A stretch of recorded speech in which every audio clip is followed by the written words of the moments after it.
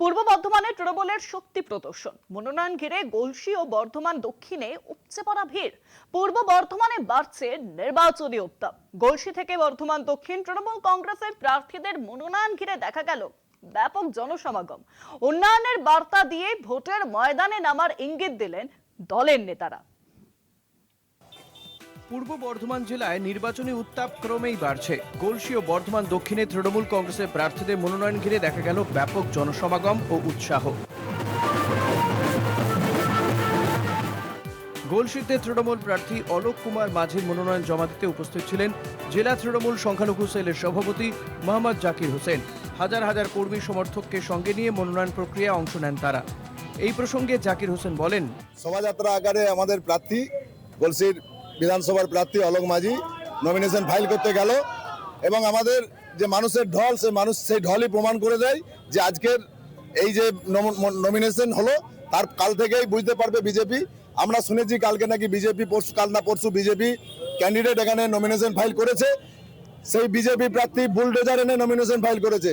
আমরা সেই বিজেপি প্রার্থীকে আগামী 4 মে যখন ইভিএম খুলবে সেই দিনে বুঝতে পারবে যে মানুষের যে বুলডোজার, সেই বুলডোজারে করে মানুষ তাকে উত্তরপ্রদেশে ফেলে দিয়েছে। তৃণমূল প্রার্থী অলোক কুমার মাঝি বলেন, কালচার তারা সেটাই করবে। তাদের যারা মানে কি বলবো মানে পূর্বসূরি যারা আছে যাদেরকে তাদের কাছ থেকে যেটা শিখেছে যে বুলডোজার চালিয়ে দাও, ভেঙে দাও, গুঁড়িয়ে দাও, তাদের এই কালচার। কিন্তু আমরা মামাটি মানুষের সরকার গঠনমূলক কালচার, মানে এখানে প্রত্যেকটা শিক্ষা, সংস্কৃতি, স্বাস্থ্যের ক্ষেত্রে যেভাবে উন্নয়ন করেছে তারা মানুষকে ভীতি প্রদর্শন করার জন্য এই ফুলডোজার নিয়ে এসেছে। মানুষ এটা বাংলার মানুষ মেনে নেবে না। এদিকে বর্ধমান দক্ষিণে তৃণমূল প্রার্থী খোকন দাসের মনোনয়ন ঘিরেও দেখা যায় বিশাল মিছিল। দুপুর নাগাদ হাজার হাজার কর্মীকে নিয়ে মনোনয়ন জমা দিতে যান তিনি। কর্মীদের হাতে ছিল দলীয় পতাকা এবং মমতা বন্দ্যোপাধ্যায় ও অভিষেক বন্দ্যোপাধ্যায়ের ছবি। বুলডোজার দিয়ে আমরা কাউকে ভাঙতে চাই না, আমরা উন্নয়ন চাই। বাংলার উন্নয়নই আমাদের মূল হাতিয়ার। উন্নয়নকে সামনে রেখে চতুর্থবারের জন্য বাংলার মাননীয় মুখ্যমন্ত্রী ক্ষমতায় আসবে 250 সিট নিয়ে। বিরোধীদের আমরা একবারে হারিয়ে গোহারা করে দেবো এবারের বাংলার নির্বাচনে। কার্জন গেট চত্বরে কর্মীদের সবুজ আবিরে উচ্ছ্বাস ছিল চোখে পড়ার মতো। কর্মীদের দাবি, এই জনসমাগমই প্রমাণ করছে আসন্ন নির্বাচনে বর্ধমান দক্ষিণে তৃণমূল প্রার্থী বিপুল ভোটে জয়ী হবেন।